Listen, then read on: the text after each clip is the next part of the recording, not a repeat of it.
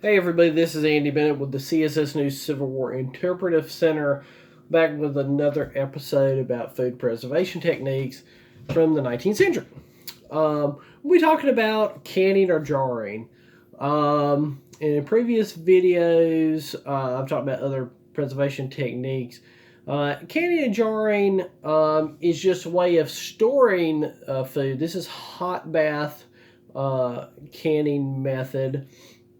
Is what we're going to end up. But let's go back to the great great grandfathers of this technology from the 19th century, way back. Some of the first things they did was just clay pots that they would put food in and cover with little stone discs. Eventually, that transformed into commercial made clay crocks.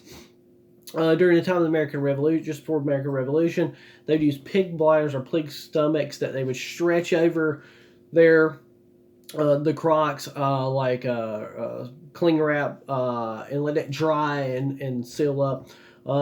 They're just trying to keep the insects and the mice and the bad air that they think that's making the food go bad.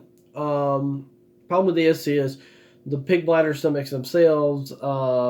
Mice are attracted to chew on it. Bugs chew on it. They get in there. If you didn't properly sterilize those bladders and stomachs, you're introducing bad bacteria. They don't understand bacteria is what's making the food go bad. You're introducing bad bacteria that's going to make the food decompose. One of the other ways is this method where you take hot beeswax, liquefied beeswax, you dip a piece of cloth in it, you put that on there, you mold it, you attach some thread and seal that up. Come around the Napoleonic era, just after American Revolution, the early 1800s. Nicolas Appert in France, Napoleon Bonaparte puts out a prize that whoever can produce safe food for his troops to eat. You remember his armies going to Egypt, Russia, Spain, is traveling far distances from his original in France.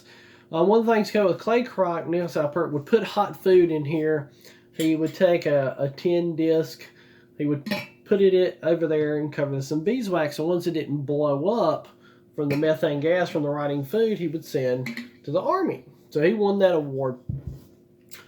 But what he's doing is with that food that he's trying out is it's vacuum sealing. He puts the hot meals in there, the disc, the heat changing temperature, vacuum seals this together. The ones that were properly sealed and the food was the proper temperature to kill all the bacteria when he put it in there, they would be fine. The ones if the food was too low of a temperature to let bacterial growth or it didn't seal good, they're going to blow up. But from this developed the water seal jar. As you see, there's a little groove in here. You could put what you're going to store in there. Take a little tin disc or a piece of stone or whatever, put it there, and you could put water in there. And if any gases start bubbling up, you would bubble up the water, and you would know something's wrong. Went in there, the food's bad, you can throw it out. But the food that would stay preserved are those foods that in which you've already created a hostile environment for bad bacteria to make food go bad. That bacteria does not like salty conditions, really sugary conditions, really acidic conditions. So more of those you can combine together to keep food preserved. The food that's in jars that are hot bath can method, the easiest form of canning you can do at home. What you're doing like that is using Mason's invention. Mason was a tinsmith. He wasn't a glass blower. That's why you have the patent 1858 Mason, is because he had to have other people make the glass for him. So he just required them to put the patent dates on the jars. The Ball brothers that are still around today making glass jars. Way his system works is whatever food you're putting in there still needs to be either high acid, high salt, high sugar. Is you're vacuum sealing it too. You come up with a tin disc with gutta percha, which is a form of rubber, would be on the tin disc. You're putting your food in there. In the hot bath method, you're putting that on there.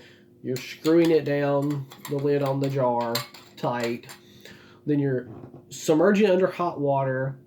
And what you're doing is it's softening up that rubber and temperature difference between what's in the jar and the water around it causes the vacuum seals the jar. Due to the high acid content, high salt content, and these being tin untreated discs, you're going to develop, they're going to eventually start eating through the lid. So you saw fabric on jars. You still sometimes see that at jams and jellies and stuff you buy at like farmers markets and things.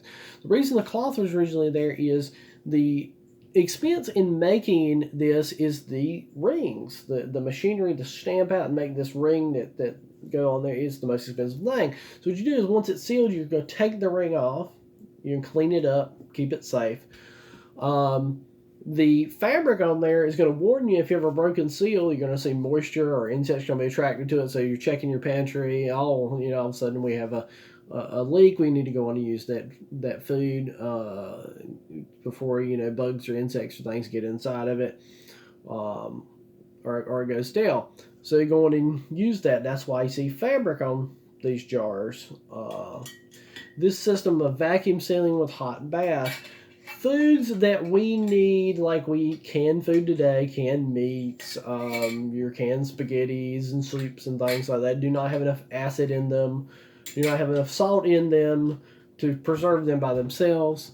So they have to be high pressure canned. And until the advent of gas or electric stoves and miniaturized check valves on pressure cookers, it was dangerous. Pressure cookers existed in colonial times, but they were dangerous, would blow up.